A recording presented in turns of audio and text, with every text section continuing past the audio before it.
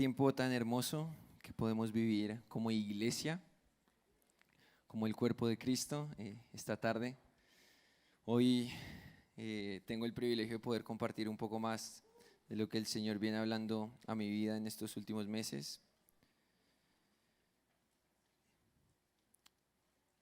Al ser el que está organizando el Congreso, tengo ciertos privilegios. Uno es decidir en qué momento predico, y yo me puse después de todos para que ya esté fácil hacerlo. Yo a ellos los puse a hacer el trabajo duro. No, mentiras. No, ahora es peor porque me dejaron la vara por allá y va a ser muy difícil. Pero estoy muy expectante de lo que el Señor va a hablar a nuestras vidas. Creo que yo soy el primero al que esta palabra le pegó muy duro. Y creo que hoy el Señor está hablando de una manera muy contundente a nuestros corazones de cómo vamos a responder al mensaje Maranata.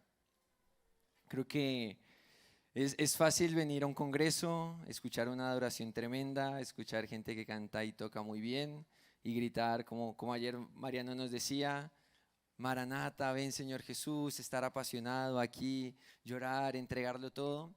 Pero la pregunta es, ¿qué va a hacer ese mensaje en tu corazón? El mensaje Maranata no es una moda, pero podría llegar a serlo. Primera de Juan 3, versículos 2 y 3 dice, no está en la pantalla, simplemente se los digo, después si quieren lo pueden buscar, dice que todavía no se ha manifestado lo que hemos de ser. Somos hijos de Dios, pero todavía no se ha manifestado lo que hemos de ser, sino que eso se manifestará cuando le veamos cara a cara, porque le veremos como Él es y seremos como Él es. Y el versículo 3 dice, y todo el que tiene esta esperanza puesta en Él, se purifica así como Él es puro. Déjame decirte que el mensaje Maranata se puede volver en una moda para ti si el mensaje no te purifica. Por eso les digo, es fácil en un congreso venir, alzar las manos, decir Maranata, ven Señor. Pero si ese mensaje, la realidad de la esperanza de que Cristo va a volver pronto, no está empezando a cambiar cosas en tu vida, probablemente estás viviendo más una moda que una esperanza. La información no nos purifica, la esperanza sí. La información que tú puedas tener sobre todo lo que pasa en los últimos tiempos, sobre la persona de Cristo, no nos purifica, no nos transforma. Es su persona la que cambia nuestro corazón. Y en la medida en que lo contemplamos y lo miramos como Él es, la palabra dice, somos transformados en esa misma imagen. Y creo que hoy Dios está hablando muy contundentemente sobre cómo vamos a responder. No sé ustedes, yo me siento muy desafiado después de la prédica de Pipe, de Maxi, nos dieron durísimo. Y a mí me sacude interiormente. Es decir, ¿cuál es mi rol? ¿Cómo voy a responder? Hay varias veces en las epístolas que Pablo habla de vivan de una manera digna del llamamiento que han recibido. Y eso retumba a mi interior. Porque yo digo, a veces soy un poco consciente del llamamiento que recibí, pero muchas veces no soy consciente de cuál es la forma digna de vivirlo. Y prédicas y mensajes como los que he escuchado hoy a mí me vuelven a sacudir una y otra vez y me desafían a pensar y a decir, ¿cómo voy a responder? No, esto no se puede quedar en canciones lindas, esto no se puede quedar en un congreso de 3 días y ya. Esto es un mensaje que si es real en mi vida, es mi vida. Si este mensaje es real en mi vida, todas las áreas de mi vida se van a alinear a ese mensaje. Y hoy quiero hablar un poco sobre un versículo que está en Apocalipsis, que nos habla un poco sobre esta dinámica y está muy conectado con todo lo que hemos venido hablando estos 2 días y medio. Vamos a leer Apocalipsis 18, versículo 18 al 20. Dice, y al ver el humo de su incienso, gritaban, diciendo, ¿qué ciudad es semejante a la gran ciudad, y echando polvo sobre sus cabezas y gritaban, y echaron polvo sobre sus cabezas y gritaban llorando y lamentándose, diciendo: ay, ay, la gran ciudad en la cual todos los que tenían naves en el mar se enriquecieron a costa de sus riquezas, porque en una hora ha sido desolada. Y el versículo 20 dice: regocíjate sobre ella, cielo, y también vosotros, santos apóstoles y profetas, porque Dios ha pronunciado juicio por vosotros contra ella. El mensaje de esta tarde le he puesto santos, apóstoles y profetas. ¿Ok? Es relacionado a lo que nos habla este versículo 20 de Apocalipsis 18. Y para entender esto que nos está hablando, realmente es un ángel, una voz del cielo, dice Apocalipsis 18, pero lo escribe Juan. Lo que está hablando este mensaje del cielo hacia los santos, apóstoles y profetas es trascendente para cambiar nuestro hoy.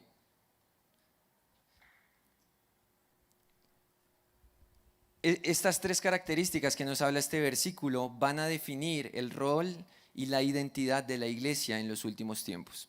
Y ahorita te voy a mostrar cómo este versículo nos lo ejemplifica. Antes de poder entrar, quiero ponerles un poquito en contexto de en qué momento de la historia estamos de Apocalipsis. Apocalipsis es un libro hermoso. Si no lo has estudiado nunca, te animo a hacerlo, a entrar en él. El versículo 1.1 dice: esta es la revelación de Jesucristo, el cual Dios dio a sus siervos para manifestar las cosas que han de suceder pronto. Como muchas veces tal vez nos mintieron, Apocalipsis no es un libro sobre el anticristo, sino sobre Jesucristo. Es la revelación de Jesucristo en los últimos tiempos. Y sé que probablemente aquí muchos ya escuchamos sobre eso. Y quiero resumirte un poco lo que habla este libro para entender por qué el capítulo 17 y 18 son trascendentales. El capítulo 17 y 18 son el puente de esta era a la nueva era. Y no es una religión rara por ahí. ¿Ok? A la nueva era que habla la Biblia, la era venidera.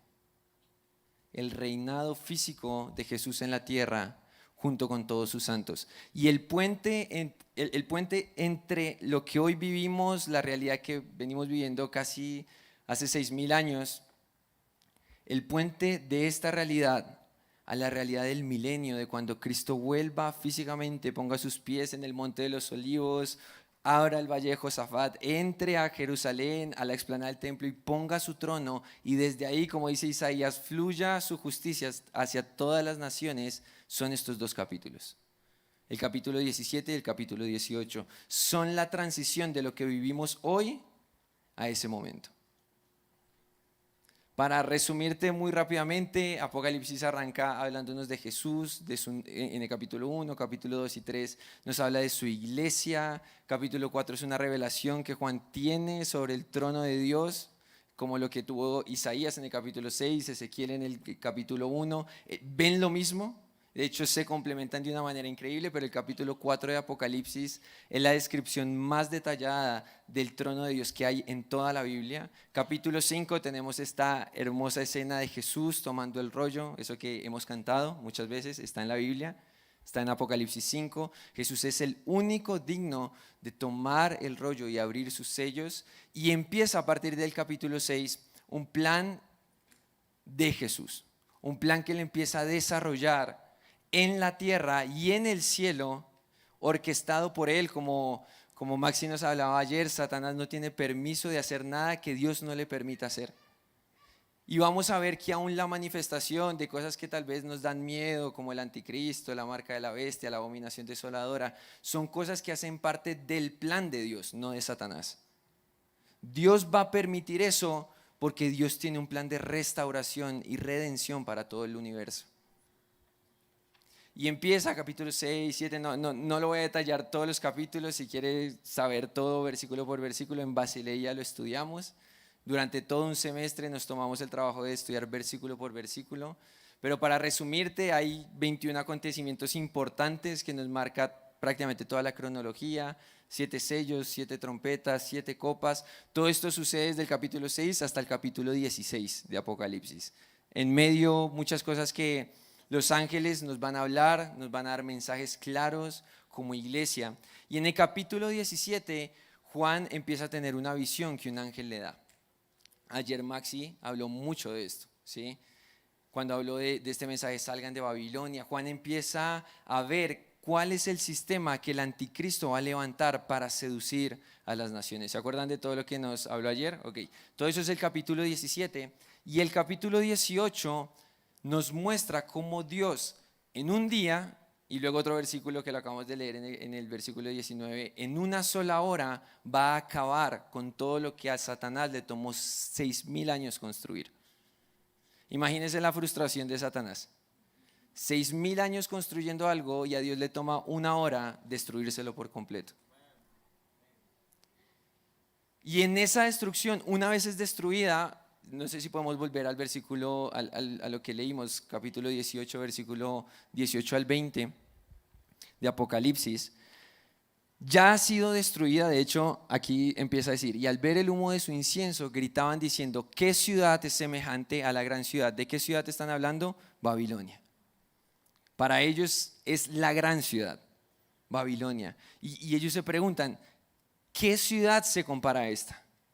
Sigue diciendo, no es una pregunta como de orgullo, es una pregunta de lamento, porque decían como, no puede ser que esta ciudad que era tan grande fue destruida. Y por eso él sigue diciendo, y echaron polvo sobre sus cabezas y gritaban y lloraban y se lamentaban, estaban de luto completamente. Eso de echarse polvo es un lenguaje que se usa en la Biblia para las personas que están de luto, que han perdido, han tenido grandes pérdidas.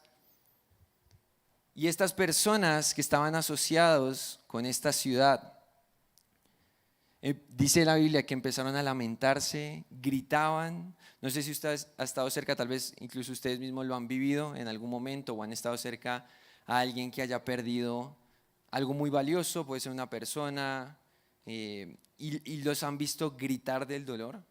No sé si usted ha estado en una escena así.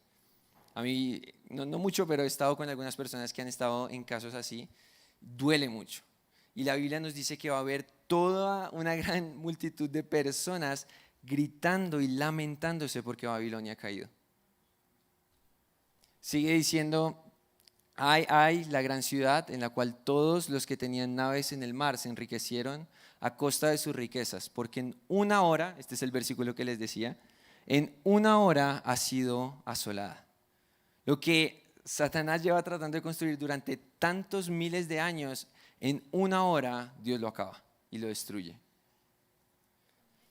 Y cuando Dios haga esto, hay una instrucción muy puntual que se da, y es regocíjate sobre ella, cielo. El mensaje que se da es primero al cielo diciéndole, cielo, regocíjate de que Babilonia ha sido destruida. Y luego dice, y también vosotros. Y también vosotros es muy clave porque nos está dejando claro que en el cielo hay gozo, pero que también en la tierra, el contraste de cielo es tierra, y también ustedes en la tierra, los que están en la tierra en este momento viendo la destrucción de Babilonia, ¿quiénes son? Santos, apóstoles y profetas. Porque Dios ha pronunciado juicio por vosotros contra ella. Este versículo es clave porque uno nos va a dar esperanza. ¿Por qué? Porque está hablando que va a haber una generación en la tierra, en medio de la temporada de mayor destrucción del enemigo, va a haber una iglesia victoriosa en la tierra que va a ser capaz de gozarse ante la destrucción del enemigo porque son santos, apóstoles y profetas.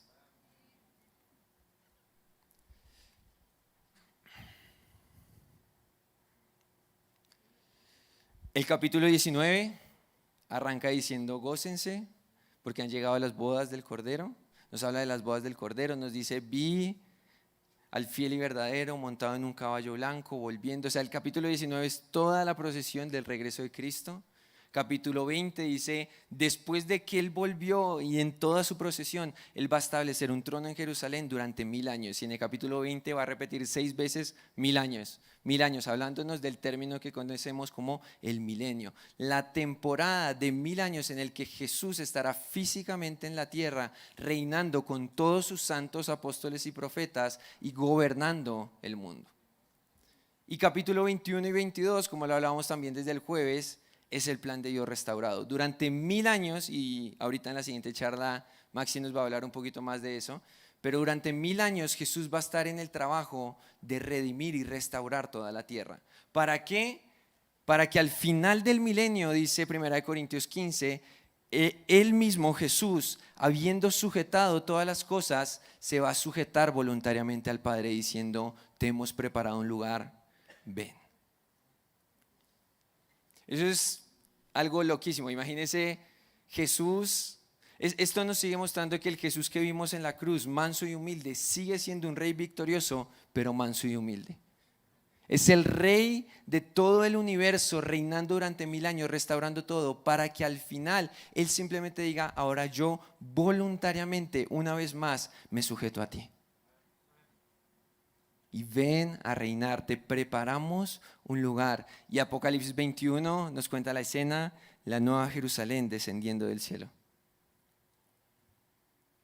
Y lo leímos también el jueves, yo se los hablaba hablando de este mensaje de un pueblo, un lugar, una persona. Apocalipsis 21 nos dice, va a haber un pueblo santo, perfecto, en una tierra santa y perfecta, en una relación santa y perfecta con nuestro Rey.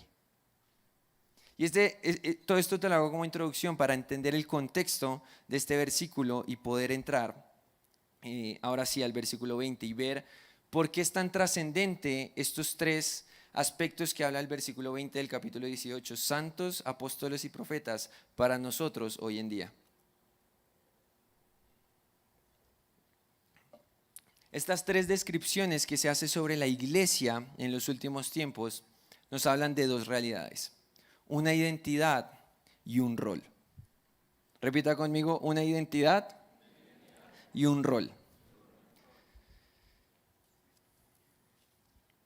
Pues no les dije, pero en la app tienen los materiales para que vayan siguiendo. Hay mucha información que me voy a saltar, pero ahí les dejé más base bíblica y demás para que después pueda usted en su casa profundizar en este tema. Vuelvo a leer solo el comiencito del capítulo 18, versículo 20, como arranca diciendo, regocíjate sobre ella, cielo, y también ustedes, santos. Esta descripción de santos nos habla de la identidad de la iglesia. Una iglesia santa.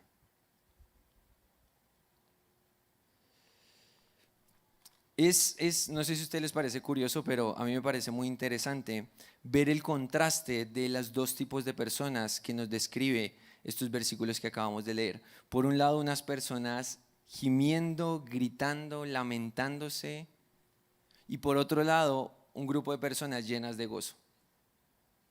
Es un contraste muy fuerte, muy fuerte. Imagínense personas tiradas, llorando, lamentándose, tirándose ceniza sobre la cabeza, llorando, diciendo, todo lo que construí en mi vida fue destruido en una hora. Todo por lo que invertí, mis recursos, mi tiempo, mi familia, fue destruido en una hora. Y tú volteas a la cámara y de un momento a otro ves otro pueblo que está en fiesta. Y uno a veces podría llegar a decir, ¿cómo es posible que haya gente celebrando la destrucción de otros? Y a veces hasta podemos tener un conflicto interno con esto. No, yo no me puedo gozar por el mal de otro, ¿no? A mí me pasa, personalmente yo digo, es duro, pero cuando vemos el plan de Dios y su justicia, solo viéndolo desde la perspectiva de Dios, podemos ver que lo que está pasando en el capítulo 18 es algo por lo cual debemos gozarnos grandemente. Pero ese gozo solo va a poder nacer de la identidad de la novia. Si no hay una novia santa, no va a haber gozo sobre la destrucción de Babilonia. Déjame decirte porque en el mismo capítulo, versículo 4, ayer Maxi nos habló de esto, Apocalipsis 18:4 dice, y oí una voz del cielo que decía, salgan de ella, pueblo mío. Dios le está hablando a la iglesia de los últimos tiempos. Una iglesia que está sufriendo la presión del sistema de Babilonia. Como ayer nos hablaba, que está tomando tragos del vino de Babilonia, está siendo diluidos sus sentidos y Dios exhorta a su pueblo. Ahí no le está hablando al que no cree, ahí no le está hablando al inconverso, ahí no le está hablando al que no tiene fe, le está diciendo, pueblo mío, salgan de ella, para que no participen de sus pecados. Y ahí hice que subrayaran esa parte, porque esta es la realidad que nos va a permitir gozarnos en un momento así. Dice, y para que no reciban de sus plagas. Solo cuando la iglesia paga el precio de vivir una santidad verdadera, no contaminada por el vino de Babilonia, es que va a poder llegar al versículo 20 y decir, yo me gozo cuando eso pase.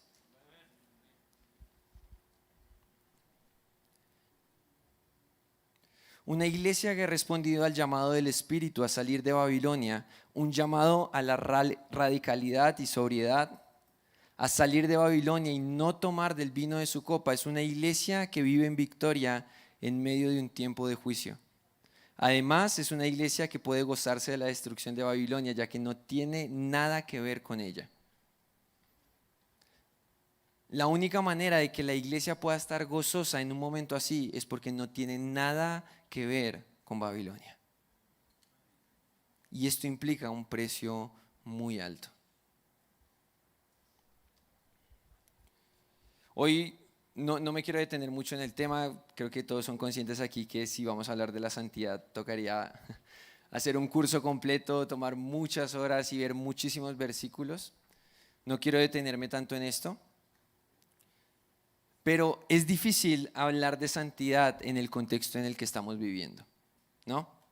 No sé si a usted le pasa, a mí me pasa. Para mí es difícil, ¿por qué? Porque estamos en un contexto donde estamos completamente bombardeados por contenido que no nos lleva a la santidad.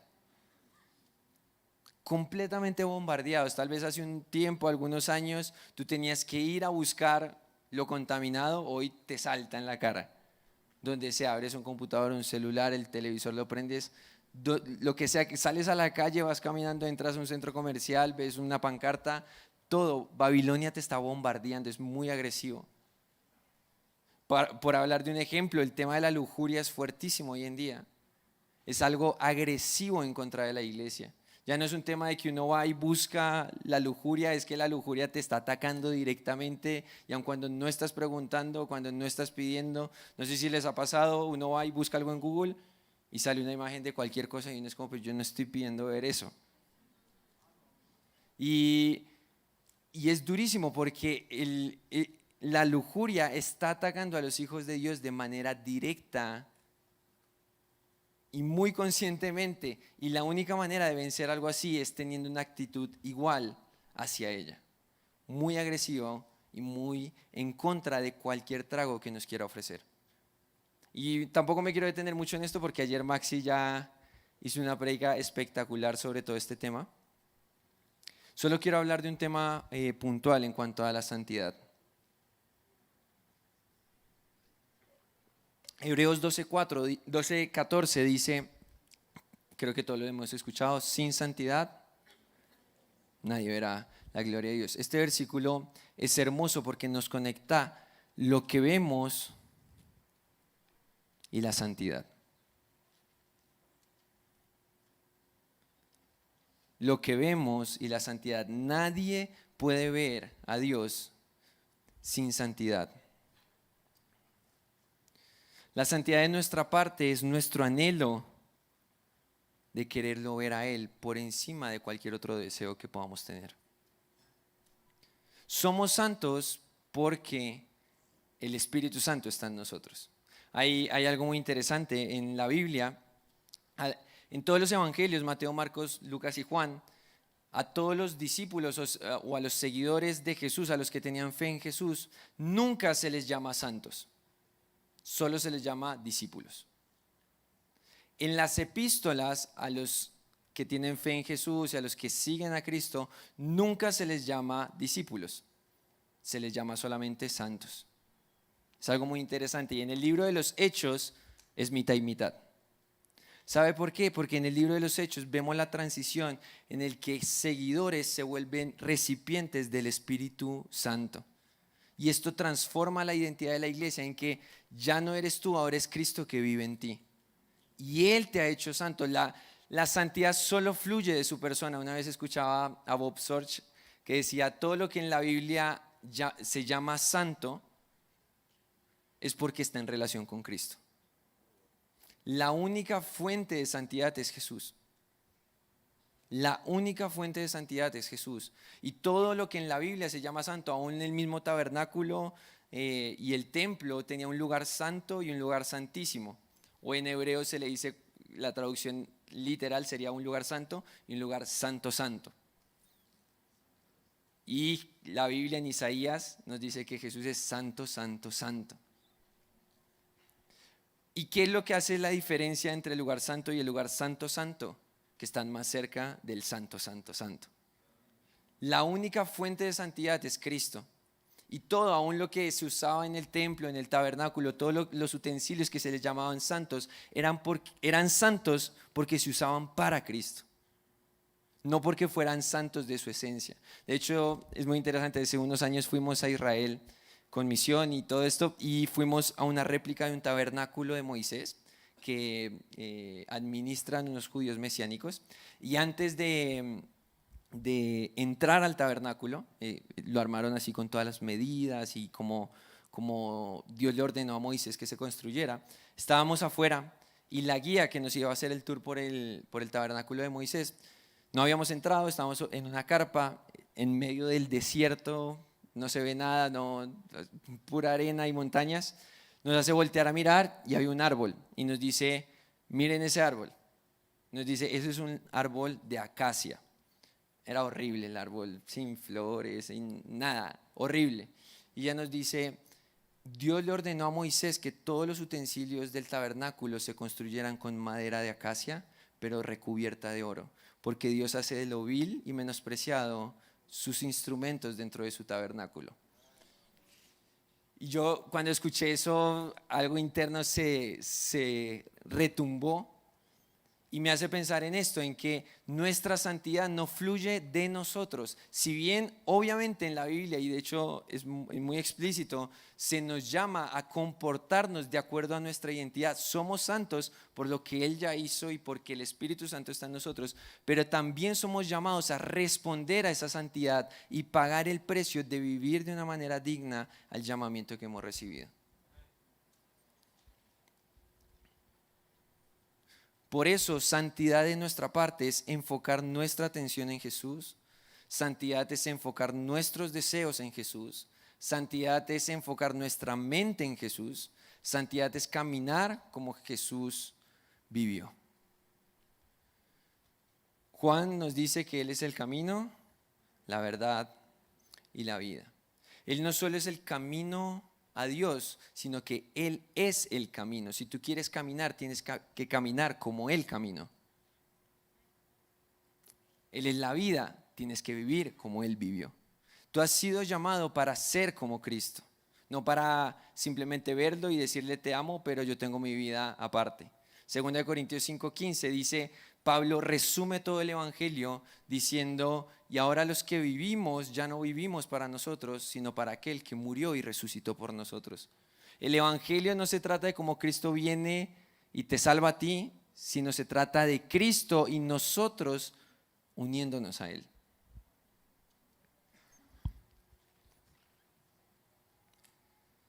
Y la santidad, como te decía hace un rato, es lo que capacita a la iglesia para que en un momento de destrucción, como lo plantea Apocalipsis 17 y 18, la iglesia pueda gozarse del plan de Dios, porque la destrucción de Babilonia es el plan de Dios. Dios es el que va a hacer justicia. No sé si me pueden poner otra vez el versículo 20 de Apocalipsis 18. El completo, ¿tienes el completo?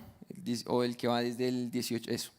Dice, también vosotros, santos apóstoles y profetas, porque Dios ha pronunciado juicio por vosotros. ¿Sabes? También una de las fuentes del gozo de la destrucción de Babilonia es que esa destrucción es por ti y por mí. Es porque Satanás ha querido matarte, robarte y destruirte, y para hacerlo creó todo un sistema que Dios va a acabar por completo, por amor a ti. Dios ha pronunciado juicio por nosotros. Una identidad, santidad. Y este versículo también nos habla de un rol, apóstoles y profetas. Leyendo el versículo 20 dice: regocíjate sobre ella, cielo, y también ustedes, santos, apóstoles y profetas. La iglesia que describe Apocalipsis en los últimos tiempos no solo es santa en identidad, sino que de esa identidad fluye un rol o asignación como apóstoles y profetas que sirven y dan su vida por la generación en la que viven. Es muy interesante que Apocalipsis haga un énfasis especial en estos dos ministerios, apóstoles y profetas. Y quiero hablar un poquito de la dinámica de estos dos ministerios. Aprovecho de hacer un paréntesis rápido. Ayer tuvimos unos talleres en la mañana. ¿Cuántos fueron parte de los talleres de ayer? Uy, la gran mayoría. Gloria a Dios. Estuvimos haciendo talleres sobre los 5 ministerios que nos habla Efesios 4:11, apóstoles, profetas, evangelistas, pastores y maestros. Nosotros como Basileia, como centro de entrenamiento ministerial, creemos profundamente en el diseño de Dios. No solamente creemos en Dios y en Jesús, sino que creemos en su plan y su diseño. Y su diseño son 5 ministerios activos en medio de la iglesia, edificándola y llevándola hasta la imagen de Cristo, a un varón perfecto, a la estatura de la medida de la plenitud de Cristo. Nosotros creemos eso. Y aprovecho a hacer un paréntesis publicitario con respecto a Basileia. Basileia es un centro de entrenamiento ministerial que busca capacitar a los hijos de Dios para vivir esto. Nosotros tenemos una dinámica donde tenemos un estudio de 2 años donde todos los sábados estamos viviendo esto. Todos los sábados vivimos una dinámica de adoración, de materias que estamos entrando profundo en la palabra de Dios, pero no solamente llenándonos de información, sino activando una esperanza viva que nos purifica. Y si tú quieres responder mucho más allá de simplemente un congreso, una buena prédica, una buena adoración, es importante que te prepares y te capacites para lo que viene. Dice que Juan el Bautista estuvo muchos años en el desierto preparándose para su ministerio. Jesús mismo pasó 30 años preparándose para 3 años de ministerio. A veces queremos activarnos en el ministerio y empezar a hacer un montón de cosas y no pagamos el precio de prepararnos antes de hacerlo. Y yo quiero invitarlos a que si ustedes quieren responder a este llamado puedan meterse y estudiar en Basileia. No es porque sea nuestro ministerio, sino porque realmente hay algo que Dios depositó y está soltando, y hoy ya hemos visto fruto en un montón de alumnos que nos han venido a decir, gente que lleva más de 10, 15 años en la iglesia, y me dicen: siento que acabo de escuchar el evangelio por primera vez, porque nunca me hablaron de esto. Y yo quiero animarlos, si quieren ser parte, atrás va a haber un stand, o hay un stand desde hace rato, que es de Basileia, y ya pueden pedir toda la información. Incluso si quieren ser parte, ahí mismo pueden inscribirse y les van a explicar cómo funciona todo el tema. Volviendo a los 5 ministerios, ¿por qué mencioné Basileia? Porque Basileia está fundamentada en los 5 ministerios. Todo lo que tú vas a estudiar va a ser relacionado a estos 5 ministerios: apóstoles, profetas, evangelistas, pastores y maestros. Tenemos materias asignadas para cada ministerio, para que tú seas capacitado para la hora del ministerio, para que lleguemos a la unidad de la fe y para que lleguemos al conocimiento de un varón perfecto, como dice Efesios 4:13. Y Apocalipsis 18:20 nos hace un énfasis puntual en 2 ministerios: apóstoles y profetas. Y es muy interesante que Juan, o más bien la voz que escuchó del cielo, Juan, haga este énfasis puntual en estos 2 ministerios, porque nos van a revelar el rol que debe cumplir la iglesia en ese tiempo. Y quiero hablarte un poco de la dinámica conjunta. No voy a entrar a detallar cada uno de estos ministerios. No voy a hablar mucho específicamente de lo que hacen los apóstoles y los profetas. Si quieres saber de eso, les recomiendo comprar un libro que se llama La Iglesia Integral, donde es un libro todo detallado sobre los 5 ministerios, sobre cómo se pueden activar en medio de la iglesia, cuál es la dinámica, cómo vemos estos ministerios en el carácter de Cristo. Y creo que igual ahorita María no va a hablar mucho de este tema, así que no me voy a meter en esto. Pero esta expresión apóstoles y profetas es muy interesante y quiero analizarlo desde la perspectiva de Pablo en Efesios. Pablo en Efesios va a mencionar 3 veces apóstoles y profetas. En toda la carta de Efesios, Pablo va a hablar 3 veces de apóstoles y profetas. En el capítulo 2 una vez, en el capítulo 3 una vez, en el capítulo 4 una vez. Nos da 3. Qué revelación tan tremenda. Pablo va a hablar 3 veces de esta expresión apóstoles y profetas. Y en cada una de estas expresiones él va a hacer un énfasis un poquito diferente. Pero entender estos 3 énfasis que Pablo nos va a hacer con respecto a los apóstoles y profetas nos va a equipar para poder responder como la Biblia nos dice en Apocalipsis 18, ustedes santos, apóstoles y profetas. Veamos el primero, en Efesios 2:20. Dice, le está hablando a la iglesia gentil y le dice: ustedes están siendo edificados sobre el fundamento de los apóstoles y profetas, siendo Cristo Jesús mismo la piedra angular. Como dicen sus materiales, dice, el primer énfasis que Pablo nos muestra es que ellos están para edificar el cuerpo de Cristo.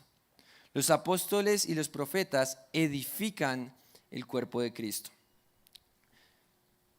Yo he escuchado muchas veces que usan este versículo para decir que el fundamento ya fue puesto y los apóstoles y profetas ya cesaron porque el fundamento ya está puesto y no se pone un doble fundamento. Desde mi humilde opinión de vista, creo que se volteó el versículo y no se está entendiendo lo que Pablo está diciendo, no solo en ese versículo, sino en todo el contexto del capítulo 2. Realmente lo que Pablo está diciendo aquí, que el fundamento no son los apóstoles y profetas, es Cristo, la piedra angular. Y que los apóstoles y los profetas edifican el fundamento. No sé si me estoy haciendo entender. Los apóstoles y los profetas no son el fundamento, ellos edifican el fundamento. Ahorita te voy a mostrar cuando Pablo habla en el capítulo 3 y 4 cómo esto se complementa, pero es importante entender esto. Los apóstoles y los profetas edifican el fundamento sobre la piedra angular que es Cristo. Y necesitamos de apóstoles y profetas en nuestras iglesias locales para seguir edificando el cuerpo de Cristo según el diseño que Él tiene sobre su cuerpo. Me encanta esta frase. Si Dios solo quería salvarnos, solo necesitaríamos evangelistas. Si solo quisiera salvarnos y cuidarnos, solo necesitaríamos evangelistas y pastores. Si solo quisiera salvarnos, cuidarnos y enseñarnos la Biblia, solo necesitaríamos evangelistas, pastores y maestros. Pero para crear un nuevo concepto del reino de Dios en la tierra necesitamos profetas. Y para liderar y traer la autoridad de Dios a este grupo de personas necesitamos apóstoles. La iglesia necesita de los apóstoles y los profetas para la edificación y el crecimiento del cuerpo de Cristo. Los apóstoles y profetas edifican. Número 2, capítulo 3, segundo énfasis que hace Pablo. Versículos 5 y 6 dice que en otras generaciones no se va a conocer, está hablando de un misterio, Pablo, a los hijos de los hombres, como ahora ha sido revelado a sus santos apóstoles y profetas, otra vez la expresión, por el Espíritu, a saber que los gentiles son coherederos y miembros del mismo cuerpo, participando igualmente de la promesa en Cristo Jesús mediante el Evangelio. El segundo énfasis que Pablo nos da es la unidad del cuerpo de Cristo. Lo que Pablo va a venir a hablar en todo el capítulo 3 es cómo los apóstoles y los profetas reciben la revelación para traer unidad en el cuerpo de Cristo, específicamente entre la iglesia gentil y los judíos. Él está hablando y diciendo, ahora ustedes hacen parte de un mismo pueblo. gentiles y judíos unidos como un solo pueblo, como un solo cuerpo, todos coherederos de esto, y todo esto es mediante el Evangelio de Jesucristo. Dios pasó 2000 años invirtiendo primordialmente en los judíos, de Abraham a Jesús. Nos hablaba eso Pipe también, las 42 generaciones. De Abraham a Jesús pasaron aproximadamente 2000 años en el que primordialmente Dios invirtió en el pueblo judío. De Jesús a hoy han pasado casi 2000 años donde Dios ha estado invirtiendo primordialmente en la iglesia gentil, en la iglesia del mundo. Pero estamos llegando a la temporada donde Dios va a traer la unidad de esto a través de apóstoles y profetas. Los apóstoles y los profetas van a traer la unidad entre el pueblo judío y la iglesia gentil para manifestar el misterio de Dios. Esto es tan fuerte que en el capítulo 3 Pablo va a venir a decir que todo esto es con el fin de poder anunciar a los principados y potestades que hay un Dios verdadero. ¿Cuál va a ser el fruto de eso? La unidad del cuerpo de Cristo entre los judíos y los gentiles. Aquí no se trata de cuál de los dos pueblos es más importante, sino de qué es lo que se va a producir o cuál será el fruto de esta unidad en Jesús. Dios tiene un plan que probablemente no se acomoda mucho a nuestros planes, probablemente, no se acomodaron a los míos y me tocó renunciar a todo lo que yo creía que era bueno para mí para acomodarme a los planes de Dios, y seguramente cada uno de nosotros tiene una historia parecida. Y el plan de Dios culmina con un pueblo unido de judíos y gentiles, gente de todo pueblo, lengua, tribu y nación, adorando a un solo rey en unidad y trayendo como fruto la manifestación del reino eterno. El segundo énfasis que Pablo hace es la unidad. Y el tercero lo encontramos en Efesios 4, versículo 11 al 13. Dice, y él dio a algunos el ser apóstoles, a otros profetas, a otros evangelistas, a otros pastores y maestros, a fin de capacitar a los santos para la obra del ministerio, para la edificación del cuerpo de Cristo, hasta que todos lleguemos a la unidad de la fe y del pleno conocimiento del Hijo de Dios, a la condición de un hombre maduro, a la medida de la estatura de la plenitud de Cristo. Y aquí me voy a apoyar un poco, gracias a Dios hablaron de eso, a lo que ya Mariano y Maxi hablaron estos días sobre estos versículos. Y es el tercer énfasis que Pablo va a dar con respecto a apóstoles y profetas, evangelistas, pastores y maestros, es un rol de autoridad. Y quiero explicarte por qué esto, gracias a Dios, como decía, ya predicaron de esto, entonces es más fácil. Versículos anteriores, Pablo dice, el cual subió, el hombre en el cielo, hasta el cielo, y estando en el cielo dio dones a los hombres. ¿Sí? Cristo en su ascensión, como Mariano nos enseñaba, se posicionó para cumplir todas las promesas, todas las profecías de la Biblia, pero también subió porque él previamente a subir dijo, toda autoridad me es dada. Toda autoridad me es dada. Y sube a tomar su rol de autoridad. El capítulo 1 de Efesios nos dice que él se posicionó como autoridad, como la cabeza de todo el cuerpo y de todo el universo. No solo dice eso, sino que en el capítulo 2 de Efesios nos dice que nos sentó a nosotros junto con él, nos dio ese lugar a nosotros también, aunque no lo merecíamos. Nos sentó en lugares celestiales, y el capítulo 4 dice que no solo nos sentó allá, sino que derramó sobre nosotros dones para ejercer esa autoridad aquí en la tierra. Y esa autoridad se manifiesta a través de apóstoles y profetas, a través de evangelistas, a través de pastores y maestros, a través de ancianos, de diáconos y de todo lo que Dios nos ha entregado como iglesia. Hoy en día la iglesia tiene una autoridad espiritual en el mundo. En el nombre de Jesús, en los dones que Él nos ha dado, pero tan pronto Jesús vuelva y ponga sus pies en la tierra, toda la autoridad espiritual de la iglesia adentro va a transformarse en autoridad gubernamental en el mundo. Y por eso necesitamos de apóstoles y profetas hasta que Él venga.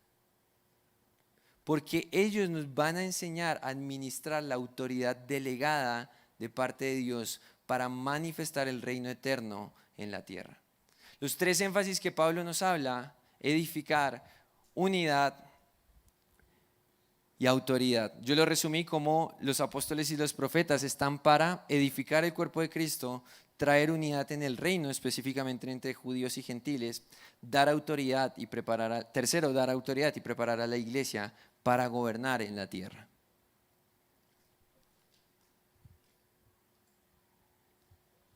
Y como me enseñaron mis maestros, empiezo a terminar. Quiero terminar con un ejemplo de una persona que manifestó estas tres realidades: una identidad y un rol, alguien que vivió en la realidad y respondió como un santo, apóstol y profeta. Y esa persona se llama Juan el Bautista. Quiero mostrarte rápidamente cómo la Biblia nos describe a Juan en estas tres dinámicas. Lucas 1, 13 al 16 dice: pero el ángel le dijo, este ángel es Gabriel, que vino al templo. Zacarías, el padre de Juan el Bautista, era un levita, un sacerdote en medio del templo, y él estaba haciendo lo que tenía que hacer por su rol. Y se aparece Gabriel y le dice a Zacarías: no temas, Zacarías, porque tu petición ha sido oída, y tu mujer Elizabeth te dará a luz un hijo y lo llamarás Juan. Tendrás gozo y alegría, y muchos se regocijarán por su nacimiento, porque él será grande delante de Dios. Y vean, desde el comienzo hace un voto, un llamado nazareo dado por un ángel que nos habla de santidad, de estar apartado. Y no solo eso, sino que nos habla de que él va a ser una de las personas previas a la cruz que va a tener el Espíritu Santo. Dice: no beberá vino ni licor, y será lleno del Espíritu Santo aún desde el vientre de su madre. Juan el Bautista fue profetizado y concebido por Elizabeth y Zacarías, profetizado por el ángel Gabriel, y él vivió una vida de santidad. La Biblia también nos habla de que él se apartó al desierto muchos años hasta empezar su ministerio. Santidad literalmente significa estar apartado, estar separado. Su voto nazareo nos habla de eso, y no solo eso, se nos dice que él estaba lleno del Espíritu Santo, de la fuente de la santidad, aún desde el vientre de su madre. Juan tenía su identidad clara, él vivía como un santo. La Biblia también nos habla de Juan como un apóstol. Esto parece raro. ¿Cómo así no? Juan, él no era uno de los 12. Sí, yo sé que no era uno de los 12, pero la Biblia lo llama apóstol también. Quiero que lo veas en Juan 1. Ahí está. Dice: vino al mundo un hombre enviado. Esa palabra enviado en el original es la palabra apostelo, que es la raíz del ministerio apostólico. Literalmente Juan 1, cuando nos habla de Juan el Bautista, nos está diciendo: este es un apóstol enviado por Dios, cuyo nombre era Juan. Este vino como testigo para testificar de la luz. Juan el Bautista cumplió un rol apostólico, aunque no era uno de los 12. Déjeme explicar una pequeña diferencia que creo que cuando hablamos de apóstoles es importante entender. Hay una tensión aquí de si hay apóstoles hoy, no hay apóstoles hoy. Y la respuesta, me gusta resumirlo así: sí y no. Me gusta responderlo así: ¿hay apóstoles hoy? Sí y no. No, porque hay un rol específico de los 12 apóstoles de Jesucristo, que esos son los 12 que vemos en la Biblia, no me lo sé de memoria, después búsquelos usted. Pero esos 12 apóstoles tienen un rol específico. Es tan fuerte el rol que ellos tienen que Jesús les dice a ellos: ustedes van a tener 12 tronos para reinar conmigo cuando yo venga en la era venidera. Apocalipsis 21 nos habla de que la Nueva Jerusalén tiene 2 entradas, y cada una de esas entradas tiene cada uno de los nombres de los 12 apóstoles de Jesucristo. Hoy no estamos buscando cumplir o llenar esos 12 huecos. ¿Ok? Y eso es importante dejarlo claro. Ni estamos buscando seguir escribiendo la Biblia, ni nada de eso por ahí raro que pueda llegar a salir. Ese no es el ministerio apostólico que la Biblia nos llama a vivir a nosotros como iglesia. Pero por otro lado, tenemos el ministerio apostólico que sí está completamente vigente hoy, que es un ministerio que bendice, edifica, une y trae autoridad a la iglesia, como lo ejerció Pablo. Si no sabías, Pablo no era uno de los 12 y era un apóstol. Entonces, la respuesta, ¿hay apóstoles hoy? Sí y no. Los 12 no, esos ya fueron, son los de, los de los 12 tronos, los de las 12 puertas, pero por supuesto que sí, hay un ministerio apostólico vigente y completamente necesario para la edificación, unidad y autoridad que la iglesia debe ejercer en este tiempo. Y Juan el Bautista cumplió un rol de apóstol, fue un enviado por Dios para preparar camino para el Mesías. Y número 3, creo que esta es la más obvia, Juan el Bautista fue un profeta.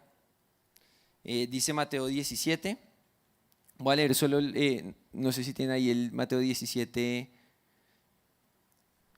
Lo tienen versículo por versículo. Leámoslo rápido. Mientras ellos iban, Jesús comenzó a hablar a las multitudes acerca de Juan, que salieron a ver al desierto. Una caña sacudida por el viento, pero ¿qué salieron a ver? Un hombre vestido con ropas finas. Miren que los que usan ropas finas están en los palacios de los reyes. Pero, ¿qué salieron a ver? ¿A un profeta? ¿Qué dice? No me están siguiendo la lectura. No está en la pantalla. La respuesta es sí. A un profeta, sí. Les digo, y uno que es más que un profeta. Aquí está hablando Jesús. Este es de quien está escrito: he aquí, yo envío mi mensajero delante de ti, quien preparará tu camino delante de ti. En verdad les digo que entre los nacidos de mujer no se ha levantado nadie mayor que Juan el Bautista. Sin embargo, el más pequeño en el reino de los cielos es mayor que él. La Biblia define a Juan el Bautista como un profeta. Una vez teniendo esta definición clara, Juan el Bautista vivía como un santo, apóstol y profeta. ¿Qué fue lo que Juan el Bautista hizo? Preparó el camino para Cristo. Y su vida como ministerio precursor es lo que Apocalipsis 18:20 nos resume, que ahora es toda la iglesia. Una iglesia de santos, apóstoles y profetas que preparan el camino para la segunda venida de Cristo.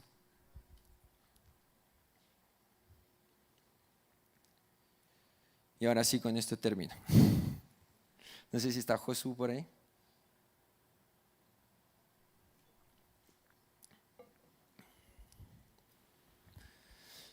Quiero que leamos Mateo 17, versículo 10 y 12. Dice: los discípulos entonces le preguntaron: ¿por qué pues dicen los escribas que Elías debe venir primero? Respondió Jesús: Elías ciertamente viene y restaurará todas las cosas. Pero yo les digo que Elías ya vino, Juan el Bautista está hablando específicamente, y no lo reconocieron, sino que le hicieron todo lo que quisieron. Así también el Hijo del Hombre va a padecer a manos de ellos. En este capítulo, los discípulos muy intrigados le hacen una pregunta a Jesús, y es: espérate, si tú eres el Mesías que todos los profetas hablaron, hay una profecía muy importante para nosotros, está en Malaquías 4. Y Malaquías 4 dice que el Señor enviaría a Elías antes del día grande y terrible del Señor. Entonces, si tú eres el Mesías, ¿dónde está Elías? Una pregunta muy genuina de los apóstoles, porque en su mente están con una tensión muy grande de decir: la gran mayoría de los apóstoles profetizaron un Mesías que va a gobernar, como Mariano nos comentaba ayer. Por cada mención de la primera venida de Jesús, habían 8 menciones en el Antiguo Testamento de su segunda venida. A veces es fácil para nosotros criticar a los judíos de esa época diciendo: ay no, ellos querían tumbar el imperio romano, lo que sea, y no se dieron cuenta que estaba Jesús. Pero lo que pasa es que ellos eran amantes del Tanaj, donde el mayor énfasis era que ese Mesías iba a venir.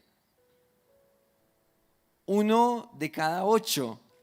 O sea, la diferencia es muy grande. Y por eso los discípulos están con una crisis en la mente, tratando de acomodar todo lo que ellos han escuchado desde que nacieron. Porque la cultura judía les enseña la ley y los profetas desde niños. Entonces los discípulos dicen: hey, pero había un profeta que había dicho que Elías tenía que venir. Entonces yo necesito entender, ¿cómo así? Elías ya vino, no vino, pero si tú eres el Mesías tenía que venir antes de ti. Y Jesús aquí nos plantea una tensión hermosa. Nos dice: Elías viene y restaurará todas las cosas. Una promesa de algo que ha de pasar. Pero también nos dice, pero también ya vino. ¿Hablando de quién? De Juan el Bautista. Y esta tensión es hermosa. Viene, pero ya fue. Es una tensión que encontramos en la Biblia en muchos temas. Nosotros somos salvos, pero todavía no. Tú y yo somos salvos hoy, pero no hemos sido salvados porque no hemos muerto. Tú y yo somos santos, pero todavía no. Tú y yo somos reyes, pero todavía no. Es una tensión que encontramos en muchos aspectos de la Biblia. Y esta profecía también cuenta con esta tensión. Elías ha de venir. Y Dios es tan hermoso de que no esperó a la segunda venida de Cristo para darnos el ejemplo, sino que en su primer venida nos mandó a Juan el Bautista para que viéramos en él el ejemplo de lo que la iglesia debe ser para su segunda venida.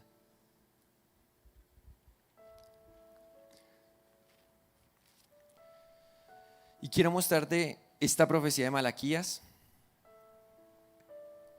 Malaquías, si no estoy mal, creo que solo tiene, Malaquías 4 solo tiene 6 versículos. Creo que sí, si no me equivoco. Sí, o sea, tenía del 1 al 6, pero no me acordaba si ahí terminaba el capítulo. Quiero que leamos estos 6 versículos y quiero que vean cómo todo lo que llevamos charlando en este tiempo se resume en este capítulo. Dice: porque viene el día ardiente como un horno, y todos los soberbios y todos los que hacen el mal serán como paja. Pausa ahí un segundo. Este es el mismo lenguaje de Apocalipsis 18. La destrucción de Babilonia. Todos aquellos que se unieron a un sistema que va a quemar. Apocalipsis 20 dice que 18 dice que el incienso de Babilonia, el humo de su destrucción va a subir por los siglos de los siglos. Y nosotros gobernando en la tierra vamos a ver dónde fue destruida y vamos a recordar: Dios fue justo. Y este es el mismo lenguaje. Nos está diciendo: viene el día, ¿qué día? El día del regreso de Cristo, ardiente como un horno, y todos los soberbios y todos los que hacen el mal serán como paja, y el día que va a venir les prenderá fuego, la destrucción de Babilonia. Dice el Señor de los ejércitos, que no les dejará ni raíz ni rama. Versículo 2. Pero, ¿ven el paralelo? Apocalipsis 18, los que se lamentan y los que se gozan. Pero para ustedes que temen mi nombre, se levantará el sol de justicia con la salud en sus alas, y saldrán y saltarán como terneros del establo, llenos de gozo. El mismo lenguaje de Apocalipsis 18. Contraste de dos pueblos, uno que va a ser prendido fuego y el otro lleno de gozo, saltando como terneros. Dice el versículo 3: y ustedes pisotearán a los impíos autoridad,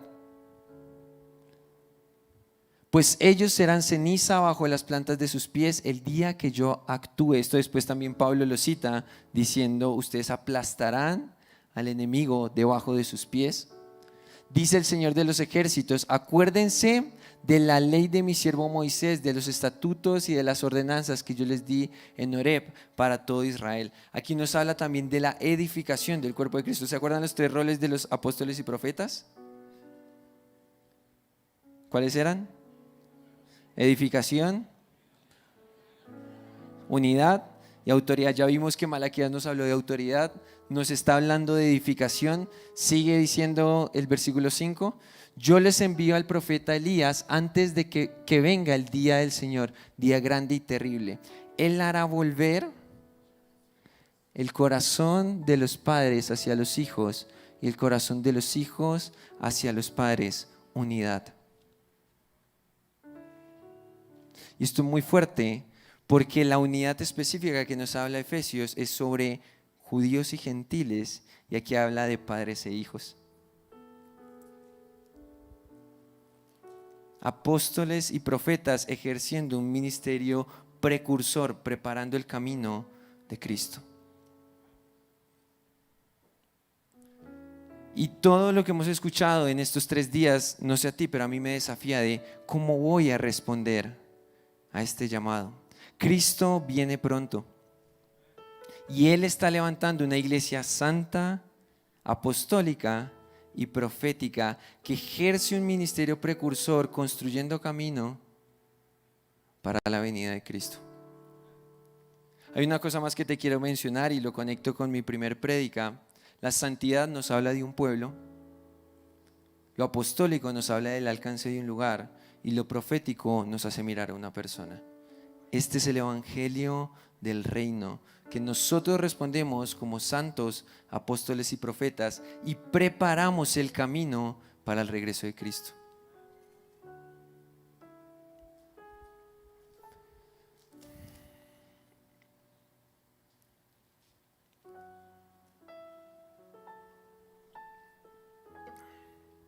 De esto se trata el ministerio precursor: edificar el cuerpo de Cristo, traer unidad en el reino con la predicación del evangelio y preparar al pueblo de Dios para gobernar con autoridad. Todo esto fundamentado en la identidad que tenemos en Jesús, que somos santos. Y yo sentía muy fuerte hoy y estaba orando por este mensaje, porque este mensaje nos involucra a nosotros. No es simplemente una teoría de algo que va a pasar, no es simplemente algo con lo que soñamos o anhelamos, es nuestra esperanza viva y tú y yo somos parte del libreto. Y Dios me movía el corazón hoy orando por esto. Ayer Maxi nos habló de una de las señales de los últimos tiempos que a mí, honestamente, esa es de las que yo diría, me gustaría que no existiera. Yo le soy muy honesto, nos habla de la gran apostasía, muchos hijos de Dios abandonando su fe. A mí me gustaría que eso no exista, pero va a pasar. Va a pasar con aquellos que no se tomen esto en serio y respondan al ministerio precursor. Y a mí me movía el corazón ayer escuchando a Maxi, escuchando lo que nos ha enseñado Mariano, y Dios me exhortaba a mí diciendo, vas a responder. 2 respuestas nos hablaba Maxi ayer. 2 respuestas ante la presión, 2 respuestas ante lo que se viene. ¿Cómo vas a responder tú? Y yo que ya había armado esta enseñanza, esto yo pensaba y yo decía, yo quiero responder como Juan el Bautista respondió. Yo quiero pagar el precio de construir un camino para mi generación. Yo quiero pagar el precio, como dice Hechos 13 con respecto a David, de que él sirvió a los propósitos de Dios y entonces murió. Yo no quiero que de mí digan, sirvió a sus propios propósitos y luego murió. No, Andrés sirvió los propósitos de Dios en su generación y entonces murió. Y yo creo que estamos en la generación en la que veremos a Cristo volver. Y esto me sacude, no para una simple teoría, un simple concepto, me sacude porque quiero ser parte. Y yo quiero responder al llamado de Dios.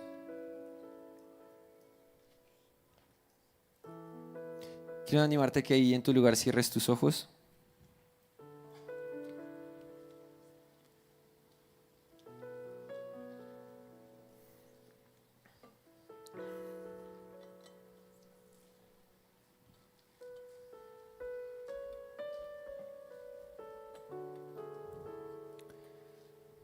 Simplemente quiero preguntarte, ¿cómo vas a responder?